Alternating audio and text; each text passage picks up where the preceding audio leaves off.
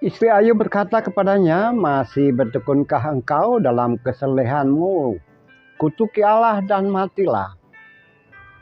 Ayub menjawab, "Engkau bicara seperti perempuan gila. Apakah kita mau menerima yang baik dari Allah, tapi tidak mau menerima yang buruk?" Tiga sahabat Ayub mendengar kabar tentang segala malapetaka yang menimpanya. Mereka, Elifas, Bildad, dan Sofar, menemui Ayub. Ketika mereka memandang Ayub dari jauh, mereka tak mengenalnya. Mereka menangis dengan suara nyaring, mengoyak jubah dan menabur tebu di kepalanya. Mereka duduk bersama-sama Ayub di tanah selama 7 hari 7 malam.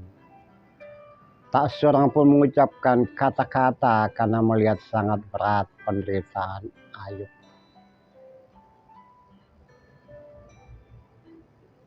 Renungan kita satu hari satu pasal dari kitab Alkitab. Hari ini dari Ayub pasal yang kedua. Melanjutkan narasi yang kemarin, Ayub pasal 1. Ayub pasal 2 ini diikuti dengan bencana pribadi, sakit penyakit yang menimpa Ayub.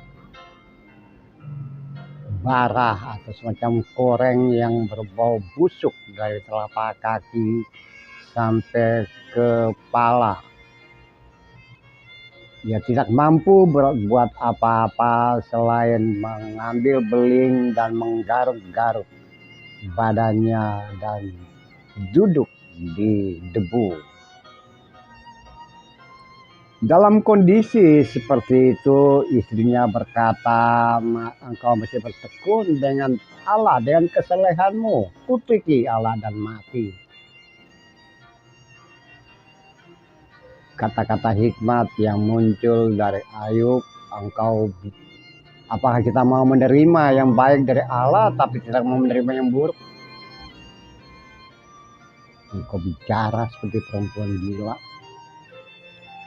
Saudara-saudara dalam kemanusiaan, saudara-saudara dalam Tuhan, bukan itu saja istri yang sudah tidak sanggup menahan dan melihat penderitaan Ayub.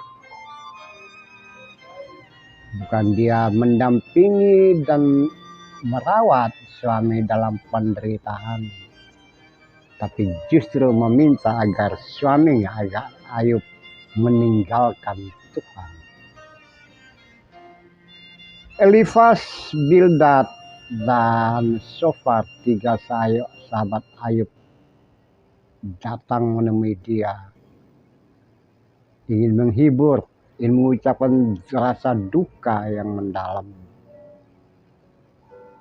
Tapi dari jauh ketika mereka melihat Ayub, mereka menangis dengan suara nyaring. Mereka menunjukkan tanda-tanda keberpihakan terhadap Ayub. Menangis dalam kesedihan dan menunjukkan duka yang mendalam. Kita merasakan penderitaan Ayub dengan mengoyak jubahnya dan menabur debu-debu di kepalanya. 7 hari 7 malam tak seorang pun mengucapkan apa-apa karena penderitaan yang dialami Ayub. Saudara-saudara yang dikasihi Tuhan, saudara-saudara yang mengasihi Tuhan, di sini kita melihat bahwa reaksi terhadap penderitaan itu pada masing-masing orang itu cukup berbeda. Istri Ayub walaupun dia tidak merasakan penderitaan atau luka-luka secara langsung, tapi malapetaka yang menimpa Ayub tentu saja berdampak kepada hidup dan kehidupannya. Dari seorang yang istri orang kaya raya menjadi orang yang tidak punya apa-apa dalam penderitaan. Dia tidak tahan terhadap derita yang dialami, kekurangan yang dialami. Maka masing-masing Jika engkau setia, saleh terhadap Tuhan, kutuk dia.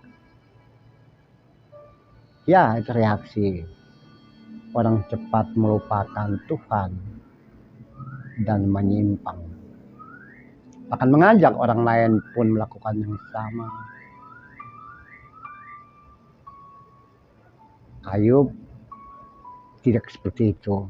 Reaksi dia terhadap penderitaan, dia tunduk kepala, duduk dan menerima apa adanya.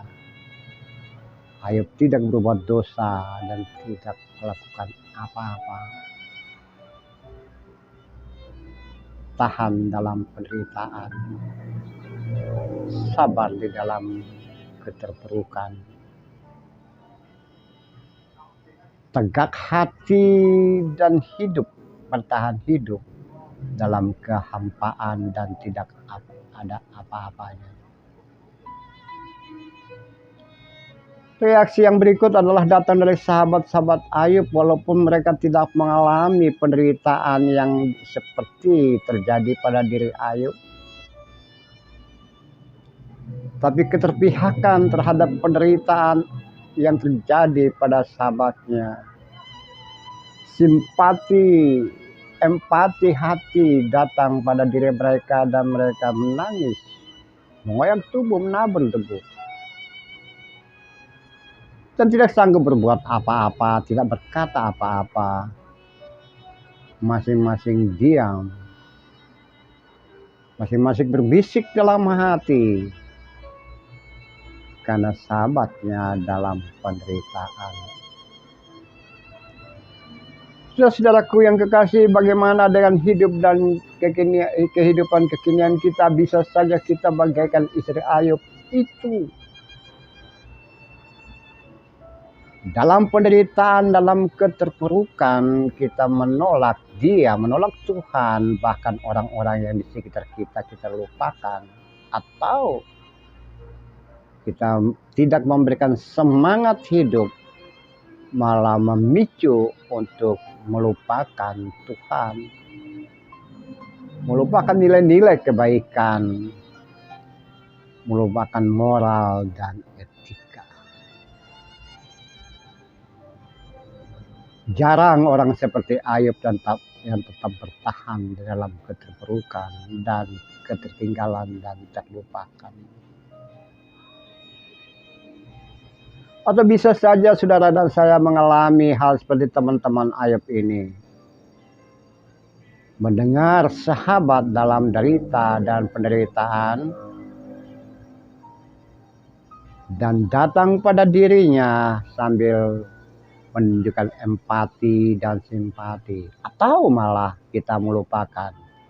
Dia sudah jatuh miskin, dia sudah melarat, buat apa kita dekat dia? Ya, itulah manusia. Itulah hidup dan kehidupan. Ketika mereka berhadapan dengan pergumulan hidup, penderitaan, derita, kesusahan, dan malapetaka. Bagaimana Anda dan saya pada konteks kekinian jika menghadapi seperti itu? Pilihan yang terbaik ada pada dirimu dan diriku. Terpujilah Tuhan, terpujilah Kristus. Amin.